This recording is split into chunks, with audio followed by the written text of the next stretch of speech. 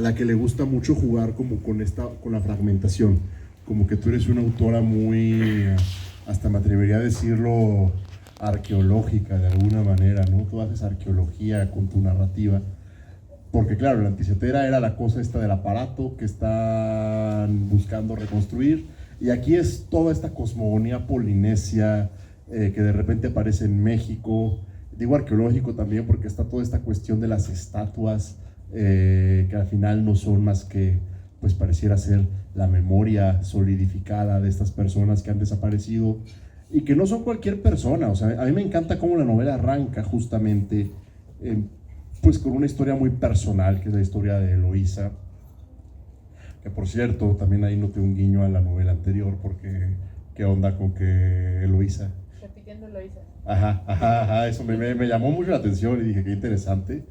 Pero esta Eloísa, pues después te vas dando cuenta de lo que pasa con ella y lo que pasa con la que la está buscando, que es Sofía, ¿no?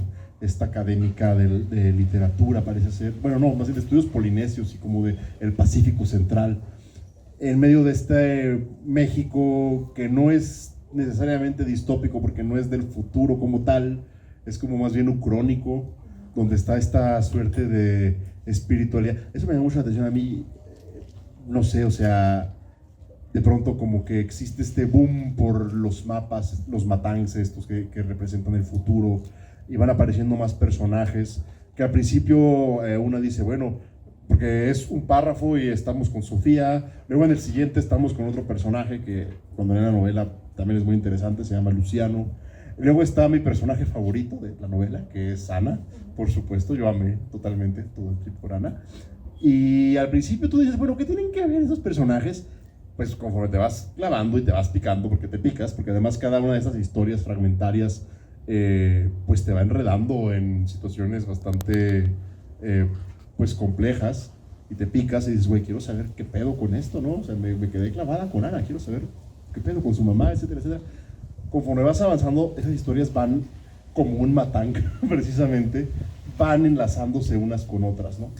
Entonces, no sé, a mí yo lo que sí tenía duda es, ¿de dónde viene este interés que tienes en la novela de retomar la mitología polinesia específicamente?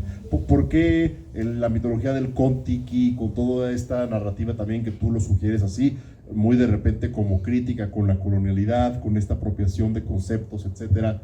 Me encanta de repente cuando se pelean Sofía y su novia en la novela por una película sobre el Kon-Tiki, que Sofía le dice, güey, pues yo creo que la película no es suficientemente crítica con esta cuestión. No sé, ¿por qué retomar justo esta cuestión polinesia? ¿Y qué importancia o qué peso le das tú a esta dimensión como de, que me parece que está muy latente en toda la novela, de la cuestión también de la colonialidad, la cuestión también como de la apropiación, de pronto esta idea de que la memoria se transforma en piedra, etcétera? Hola, buenas noches. Pues muchas gracias a Joselo por gestionar que pudiera regresar a Nadia. Y bueno, pues sí, es la segunda vez que presento aquí en esta casa que me gusta mucho. Y es la tercera vez que presento con Daf, porque presento 2 veces Anticitera el mismo día, de eso estábamos hablando hace un rato. Y una cosa que o sea, realmente en mi cerebro están fusionadas las 2 presentaciones porque está muy cabrón separar qué se dijo en cuál, pero para mí fueron como de las más interesantes de Anticitera, justo porque creo que tienes una manera muy particular de leer los libros que me gusta mucho, entonces me emocionó que regresáramos a este diálogo. Y me gusta iniciar con esta idea de lo de la arquitectura, ¿no? O sea, arquitectura, a mí arqueología, sí. Me remite mucho a algo manual y que tiene muchas capas, y creo que para mí eso es una de las partes centrales de lo que me interesa escribir, como literatura que tenga muchas capas y que tenga pues complejidad. Y bueno, y eso tiene pues sus puntos buenos y sus puntos malos. La complejidad a veces ahuyenta, pero cuando no ahuyenta pues tiene como la capacidad de crear entidades complejas, como los aparatos en los que he basado las 2 novelas, ¿no? La anterior pues está basado, o mi interés al iniciar la escritura era explorar el aparato de Anticitera desde muchos lados, y aquí, como dices, hay otro artilugio que es muy central para la novela, que es pues un montón de facetas de la cultura polinesia, entre ellas los matangs, que son estos mapas para navegar el mar que hacían los antiguos polinesios, y que en este mundo, que yo también digo que es ucrónico, aunque sí tiene algo también de distópico, aunque que es más distópico que lo que ya de hecho vivimos, realmente no es por echar competencias, pero sí hay una... hay de hecho una manera en esta novela en la que yo intento hacer una metáfora de las cosas horribles que ya vivimos, más no hacerlas más horribles, porque no siento que eso sea posible, ¿no? Pero la tecnología que elegí esta vez fue los mapas polinesios, y la novela de hecho un poco tenía la ambición enloquecida de ser un mapa polinesio de los 3 personajes que ya mencionaste, ¿no? Que empezaran como el mapa que se reproduce varias veces en las páginas, no así en la portada porque no quedaba con el diseño de la portada, pero en las páginas hay un mapa que se reproduce muchas veces y que inicia con personajes disgregados y que se va juntando en un centro, que es cuando se unen las historias de los personajes solo para volverse a separar o no, dependiendo de cómo se vea. Es una novela de personajes, de la búsqueda de 3 personajes, y todo esto pervive en esta realidad un poco distópica o ucrónica.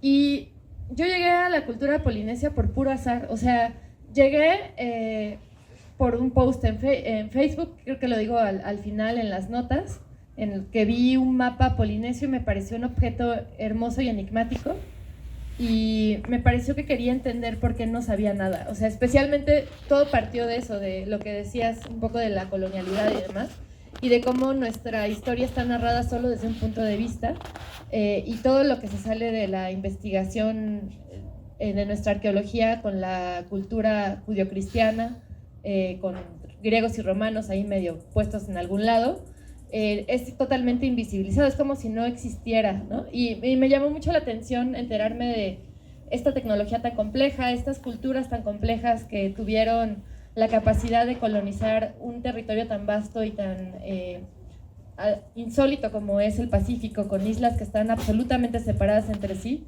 Y en ese momento que yo quería hablar de la soledad y de la falta de comunicación, me vino muy bien la imagen del Pacífico y de estas islas separadas, y porque yo me sentía un poco así cuando empecé a escribir, me sentía como una isla separada con nada alrededor, me estaba divorciando, mi vida era muy miserable, o sea, no era tan miserable porque tenía una beca para escribir y eso estaba muy bien y fue lo que me sostuvo, pero pues me estaba divorciando, entonces tenía muy presente la idea de la incomunicación, y el Pacífico me sirvió como la metáfora que estaba buscando para dar como pues, el banderazo de salida, ¿no?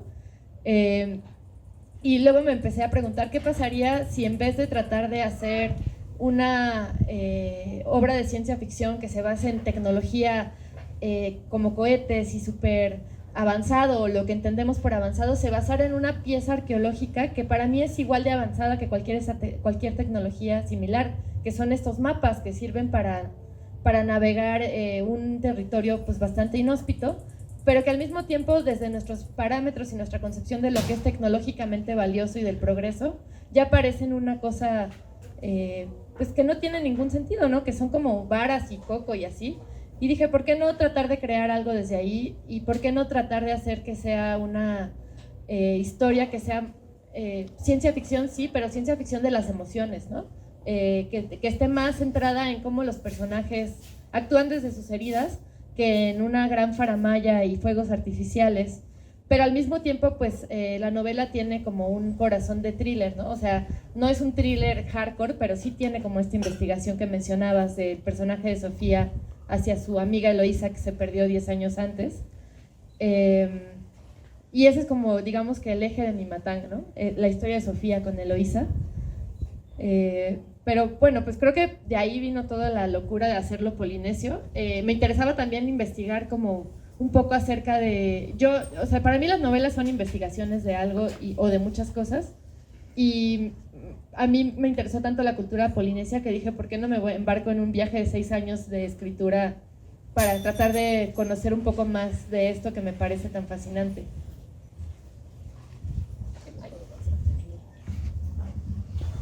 Buenas noches a todas y todos. Muchas gracias por estar aquí, a ti Aura por venir, y también por tener la oportunidad de leer este libro, que aparte siento que a mí me interpeló como tal vez de otra forma obviamente distinta, ¿no? A cada uno nos interpela por lo que hemos vivido, ¿no? Por el contexto también en el que nos desenvolvemos diariamente, y uno de ellos es, bueno, soy reportera, entonces he estado cubriendo muy de cerca temas relacionados a desapariciones. He estado incluso en algunas búsquedas, tanto en vida como en posibles puntos en donde puede haber algún tipo, o puede ser algún tipo de fosa. Y cuando yo empecé como que a leer el texto, como que fue tal vez un poco como empujarme a algo que no entendía para nada, ¿no? Así como que sabía que existía un personaje, que tenía a alguien desaparecido, a Eloísa, ¿no? Que tampoco, que nos das a conocer como que tienen afectos, que existió una relación entre ellas. Y a mí algo que me llamó mucho la atención fue que al inicio inicias justamente con una especie de nota periodística, ¿no? Que habla sobre la aprobación de una ley, justamente la ley Eloísa, que tiene que ver con el tema de las desapariciones y de cómo las personas que pueden estar desaparecidas pues se van convirtiendo en estas estatuas o en estas piedras, ¿no? Que también hacen referencia un poco a esto que mencionabas.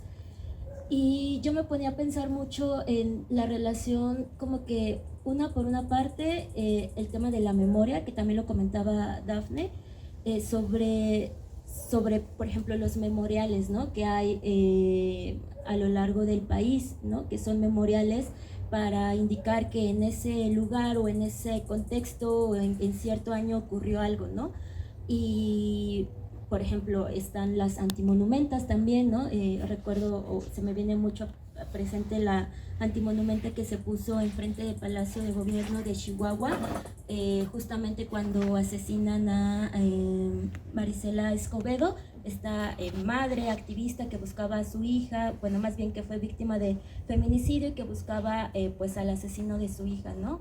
Y que en ese entonces se levanta un memorial ahí. Y también pensaba en este antimonumenta que está enfrente de Palacio, enfrente de Bellas Artes, ¿no? Está antimonumenta de feminicidios.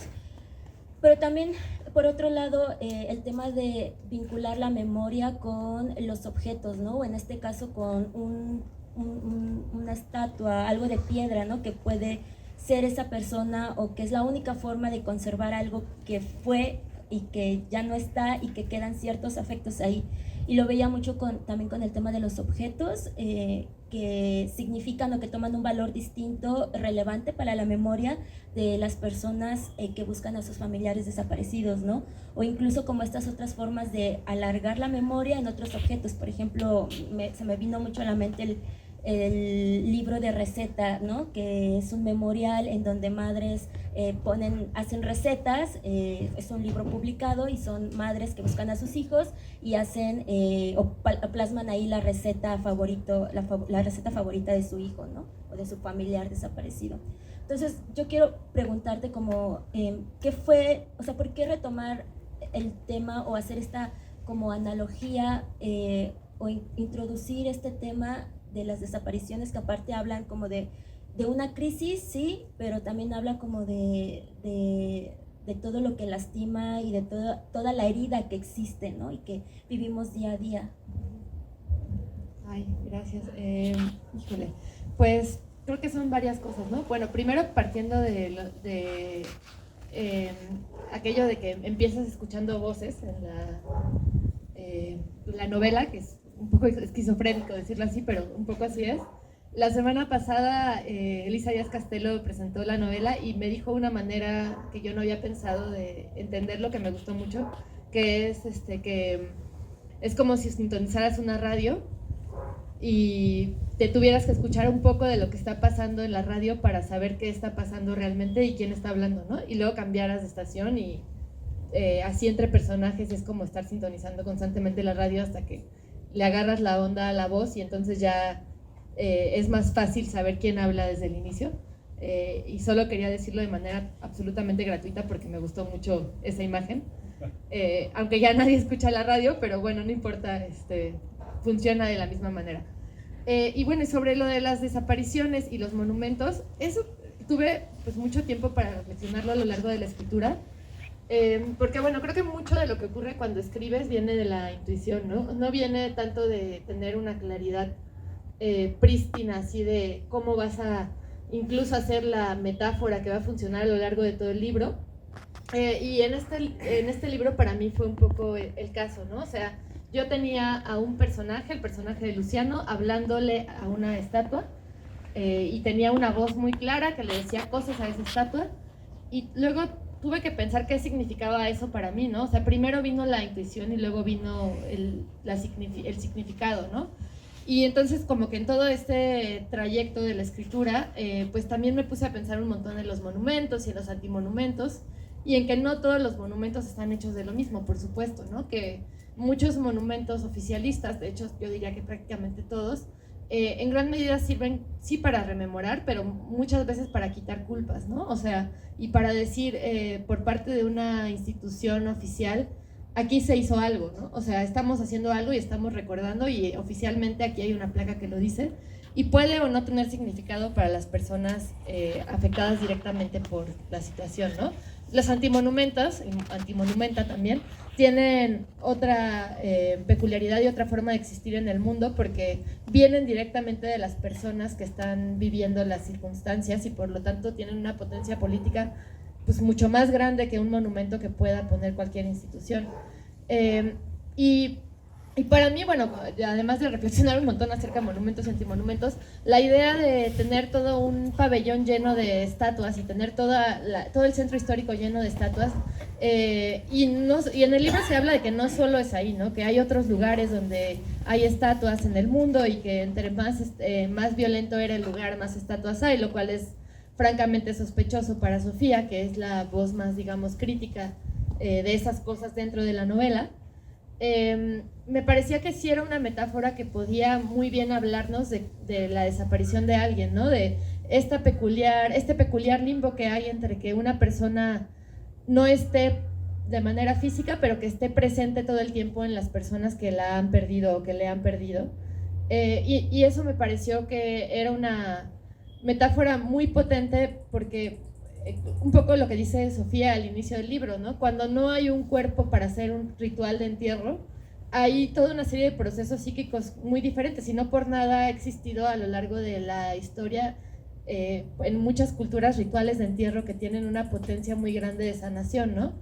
Entonces esta avenida en la que aparecen todas estas estatuas, que no se sabe exactamente por qué están ahí, ni de dónde surgieron, ni cuál es la cualidad incluso del hecho de que estén ahí, me servía mucho para hablar de este extraño limbo en el que vivimos en países como México, en el que la gente desaparece todo el tiempo, pero pues desaparecer no quiere decir que no estés, o sea, quiere decir que no estás en cuerpo, pero sí que estás en la vida de las personas que te han perdido, ¿no? Entonces me parecía que era una metáfora que funcionaba muy bien para eso. Y luego en algún momento también empecé a pensarlo como una especie dentro de la explicación más fantástica, que hay otras explicaciones dentro del libro, y hay, cada personaje tiene una interpretación. Es como si fuera una especie de herida en el vientre de la tierra, ¿no? Como si la tierra escupiera todo ese dolor en forma de estatuas de personas. Me pareció bella también esa imagen, terrible y bella, ¿no? De cómo estamos parados en estas circunstancias en las que de repente la violencia está en todas partes, pero se vuelve tan cotidiana que se vuelve invisible. En muchos casos, cuando logramos normalizarla a ese grado. Y bueno, creo que ya he contado varias veces esto, pero me gusta repetirlo porque fue para mí muy significativo que en 2019, sí creo que, o 2020, no sé ni en qué año ya, pero estuve en una residencia con Luisa Valenzuela, que es una escritora argentina que es muy chida, y que pues es una mujer de 80 y tantos años, entonces pues vivió de cerca la dictadura y demás, y ella leyó algunas páginas de este libro en una versión muy primaria, y me dijo que le gustaba mucho la metáfora, que ella le pareció una metáfora muy chida para hablar de desapariciones y demás, y como que eso me confirmó un poco que iba, porque tenía una resonancia interesante para hablar de estos temas sin hacerlo necesariamente dentro de una manera muy explícita y muy visceral, que creo que ya no nos dice demasiado, ¿no? O sea, creo que lo vemos todo el tiempo y a veces nos volvemos justo muy insensibles ante esto. Pero sí, justamente la novela pues tiene una dimensión política importante por la misma cuestión de, pues justo del simbolismo que tienen las estatuas y también de esta búsqueda espiritual que en este caso pues está representada por todo este interés en la religión polinesia que aparentemente empieza en el universo de la novela como una moda, pero eventualmente se va convirtiendo en toda una religión al grado de que parece ser que incluso de sobrepone al catolicismo mexicano, ¿no? Eso es interesante. Pero también lo que me parece muy interesante en la novela es justamente como la forma en la que estos personajes van construyendo sus propias narrativas y van apropiándose de las circunstancias en las que se encuentran, ¿no? Si el convertirte en estatua en madero de alguna forma es como si te arrebataran el cuerpo, como en algún punto reflexiona Sofía justamente cuando va a abrazar a Eloísa y todo lo demás, los personajes de pronto tienen esos momentos en donde se apropian totalmente de su cuerpo. Hay un pasaje cuando se va de su casa esta Ana precisamente, que descubre estos vestidos viejos y estas cosas, en el que por primera vez en su vida ella se siente dueña de su cuerpo, porque ya no está la amenaza del padrastro abusador, ya no está tampoco la mamá insistiendo en que haga las cosas de tal o cual manera. Y no sé, me parece que la novela está llena justo de estos momentos, que es algo que también la hace muy valiosa, donde los personajes se apoderan de su cuerpo, se apoderan de sus circunstancias, se apoderan de su narrativa, incluso son momentos a veces de mucho erotismo, pero me gustan porque son momentos donde justo ante toda este absurdo de las desapariciones, etcétera, el aluvión de violencias que todos en esta novela enfrentan, sin excepción, hay estos momentos de pronto donde pueden decir, yo soy esta persona, voy a disfrutar de esta manera, etcétera, etcétera. Y eso le pasa a Ana, le pasa también de repente a Luciano, y no sé, me parece interesante eso, ¿no? Como estos pequeños momentos de, ¿cómo llamarle? Como agenciamiento, ¿no? Ajá. De tener agencia. Ajá, agenciamiento y de hasta independencia, como no sé. Me parece que ahí también es parte de la dimensión política que tiene la novela, pero a mí me gustan bastante esos momentos de agenciamiento, como dice Nadia, a mí me gustan bastante, me parece ese momento de Ana en el cuarto de la azotea es uno de mis favoritos de toda la novela y por toda la libertad que en cierto momento se puede respirar después del entorno opresivo del que viene huyendo, ¿no? No sé qué nos puedas tú comentar en este sentido. Pues bueno, hablando de Ana, que decías que es tu personaje favorito, es el personaje favorito creo que de casi todos los lectores. La semana pasada alguien me dijo que era Sofía y me preocupé por esa persona. Me dieron ganas de abrazarlo y decirle todo va a estar bien porque es tu personaje favorito. Pero bueno, Ana, que es pues este personaje que es una adolescente que la ha visto bastante dura porque pues creció en una casa con una madre que tiene pues también muchas heridas que también se exploran un poco en la novela, porque pues no quería que la madre fuera solo como ay, la maldita desgraciada que no logra garantizarle la seguridad a su hija, sino también ver de dónde venía su propia posición en el mundo. Y bueno, tomando el caso de Ana, para mí Ana es el personaje que más logra encontrar un lugar para estar en el mundo, ¿no? Es la que tenía una situación más adversa encima y es la que logra un poco escaparse, porque además es un personaje que está corriendo todo el maldito día y va a todos lados corriendo, porque pues tiene cosas de las cuales correr, ¿no? O sea, realmente no es como que corra de manera gratuita, es como el símbolo de todas las cosas que la han aquejado desde que era una niña. Y para mí era muy importante verla encontrarse a sí misma y encontrar su cuerpo también, ¿no? Porque pues todas las desgracias de Ana le han ido cayendo en el cuerpo y entonces para que ese personaje vuelva a encontrar un lugar en el mundo tiene que también volver a encontrar un lugar en su cuerpo, ¿no? Y para mí también ese es uno de los momentos favoritos de la novela, ¿no? Ella se encuentra finalmente donde vivir, en un entorno en el que ya está más segura, y ese lugar que resulta, pues después tener relevancia para la otra trama, se vuelve el primer lugar en el mundo en el que encuentra ese espacio de seguridad y ese espacio donde puede volver a unirse con ella misma y volver a unirse con ella misma de todos los ángulos, ¿no? A ella le gusta mucho dibujar y ahí logra dibujar, le gusta mucho tener un desmadre en su cuarto y ahí puede tener un desmadre en su cuarto finalmente sin su madre, que es una fanática de la limpieza obsesiva, casi enloquecida. Y pues todos los personajes, para mí en cualquier novela, a mí no me gustan las novelas en las que todo va mal todo el tiempo, ¿no? O sea, siento que se vuelven como muy opresivas y pues también un poco irreales en cierto sentido, ¿no? Porque siempre hay algún momento de luz entre cualquier miseria que estemos existiendo, ¿no? El personaje de Luciano, que es un alcohólico en recuperación y que está en un momento muy complicado en su vida porque lleva un año sin beber y nomás no se encuentra a sí mismo como persona, también tiene esos momentos y principalmente los tiene con su sobrino, que es como la única cosa que verdaderamente le importa en el mundo, ¿no? Digo, le importan otras cosas, es una exageración pues, pero su sobrino rankea bien alto dentro de las cosas que le importan, y los momentos de paz y de amor de Luciano, los verdaderos momentos de amor no son con mujeres, son con su sobrino, y con su sobrino logra ser la persona que es debajo de todas las capas de horror que se han ido tejiendo sobre él y de las cosas violentas que ha hecho. Y fueron los momentos que más disfruté escribir de Luciano también, ¿no? O sea, los momentos en los que está tumbado en la noche oscura, abrazando a su sobrino y jugando con él, fueron realmente para mí los momentos en los que encontré incluso la empatía con el personaje, que me costaba tanto trabajo encontrar empatía con ese personaje, que era un personaje malo, o sea, era un personaje mal hecho, pues no era que fuera malvado, era mal hecho. Hasta que vi esos momentos de paz, encontré la empatía necesaria para escribir un personaje así. Y pues sí, o sea, creo que para mí fueron momentos, curiosamente esos momentos son los que disfruté más escribir y son alivios, yo creo, son como rellanos a lo largo de la novela, en la que pues muchas cosas son complicadas y pues muchas son más complicadas de lo que deberían ser, como la relación de Sofía con Ulani, que pues podría ser mucho más simple, pero pues no, pero pues haciéndose complicada la vida, el musical. Pues sí, esos rellanos me parecían muy importantes. Qué bueno que existe.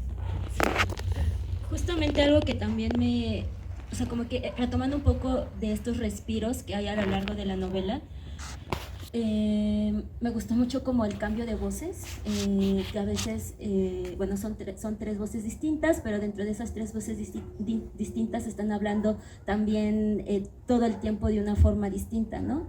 Yo lo vi mucho como en estos señalamientos como cursiva itálica, bueno, sí. En donde explica, a veces es el pensamiento de Sofía, pero otras veces es la narradora o el narrador, ¿no?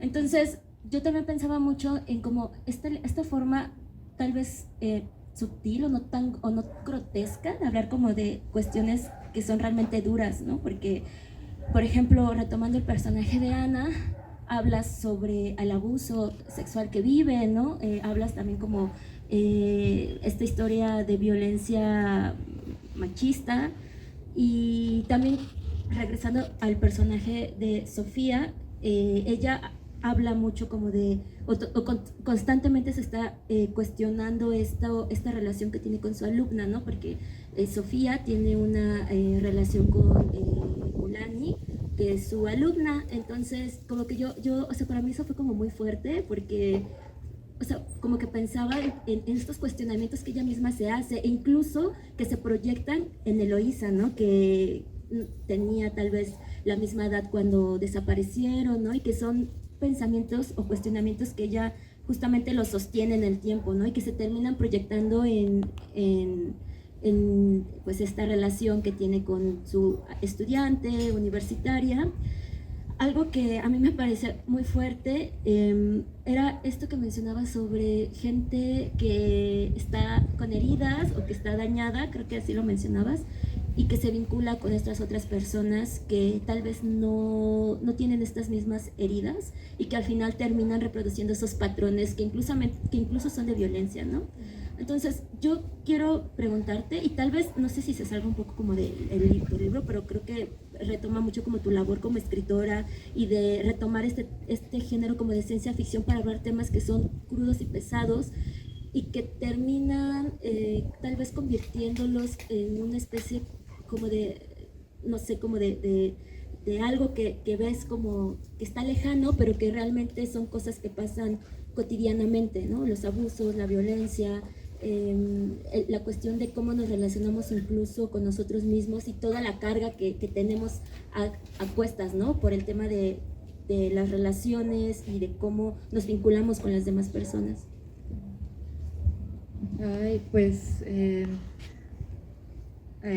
perdón, tengo un poco fundido el cerebro porque estuvimos 5 horas y media bajo el sol del parabrisas, pero a ver si te contesto bien. Me encanta el comentario que haces sobre Sofía y Ulani porque desde el inicio esta relación es una relación bien problemática, ¿no? Es una mujer de 30 y tantos años que se liga a su alumna de 20 y tantos que, aunque dice que es la mayor de la clase, pues también Sofía tiene muy presente que sí hay un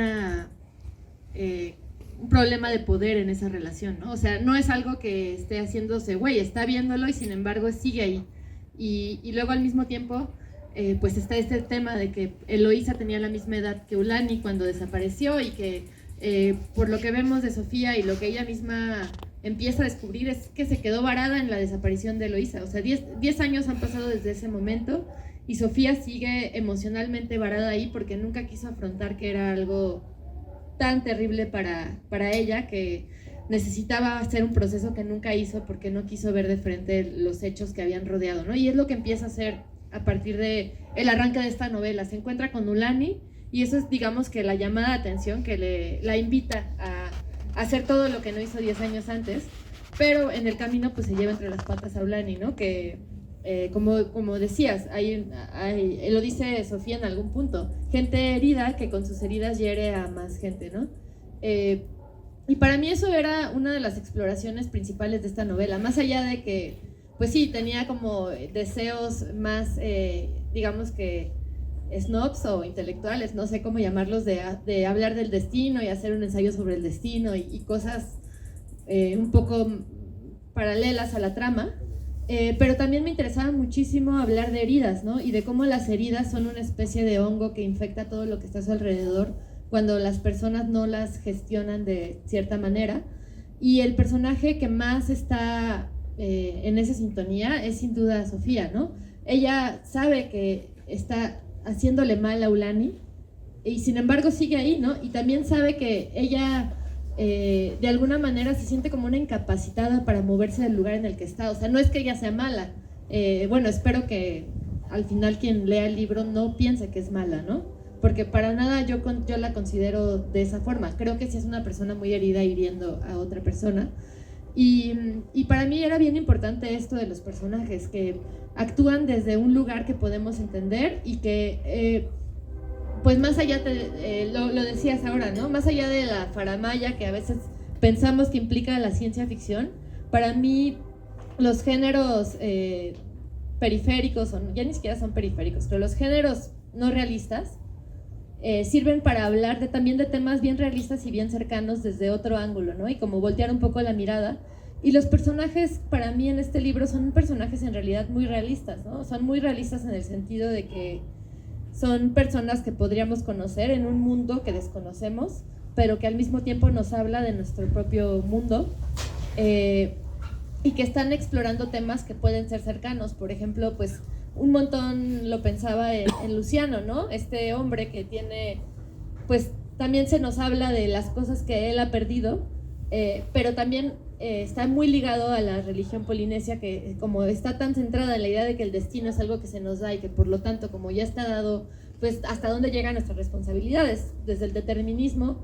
O sea, ahora estaba recordando un tuit que me hizo enojar sobremanera, perdón si alguien es así súper creyente de los horóscopos, pero era alguien diciendo, no, es que hoy me fui y dejé prendida la estufa, es que soy tan, inserta aquí un signo, no sé cuál era, pon tú Libra, yo soy Libra, entonces pon tú, yo podría dejar la estufa prendida, pero porque soy una tarada, no porque soy Libra. Y una distraída especialmente. O sea, como esta clase de deslindamiento de la responsabilidad está muy ligada a la psique de los personajes y a sus heridas, pero también está muy ligado al mundo que construí con sus propias reglas. Y eso para mí fue el gran reto de la historia, ¿no? Crear personajes reales, tridimensionales, que a la vez pudieran solo existir como existen dentro de este mundo. Porque si no, no tendría sentido. Mejor haces una novela realista ya, ¿no? Pero yo sí quería que fuera como una entrelazado entre este mundo diferente que es un personaje en sí mismo y el actuar y el rumbo de los personajes. Espero haberlo logrado en algún grado, pero sí tenía que ser cercano, ¿no? Y tiene mucho que ver con mi interés con entender a las personas. Les decía que para mí una novela es una investigación. Es primero que nada, es una investigación de muchos temas, de muchos personajes, y en este caso de muchas emociones y de muchas maneras de vivir el mundo a partir de las historias personales.